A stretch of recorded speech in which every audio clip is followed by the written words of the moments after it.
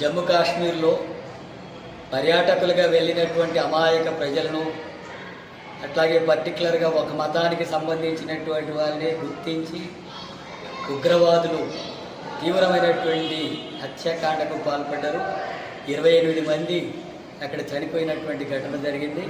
అందులో హైదరాబాద్కు చెందినటువంటి మనీష్ రంజన్ ఇంటెలిజెన్స్ అధికారి కూడా మృతి చెందాడు. అలాగే మరో 20 మంది పరిస్థితి విషమంగా ఉందని చెప్పి తెలుస్తున్నది. ఇలాంటి ఘటనల్ని సిపిఎం పార్టీ తీవ్రంగా ఖండిస్తుంది. ప్రజానీకం కూడా ఇలాంటి ఘటనలు వ్యతిరేకించాలి, ఖండించాలని చెప్పి కోరుతున్నారు.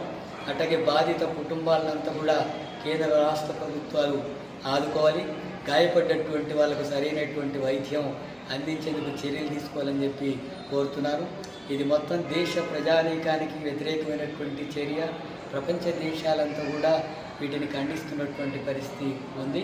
అలాంటి ఉగ్రవాద చర్యల్ని అది ప్రజా వ్యతిరేకమైనటువంటి చర్యలుగా, ప్రజా సమస్యల పరిష్కారానికి వ్యతిరేకమైనటువంటి చర్యలుగా వీటిని భావించాల్సి ఉంటుంది. కాబట్టి ఈ ఘటనలన్నింటినీ కూడా తీవ్రంగా ప్రజానీకం వ్యతిరేకించాలని చెప్పి కోరుతున్నాను.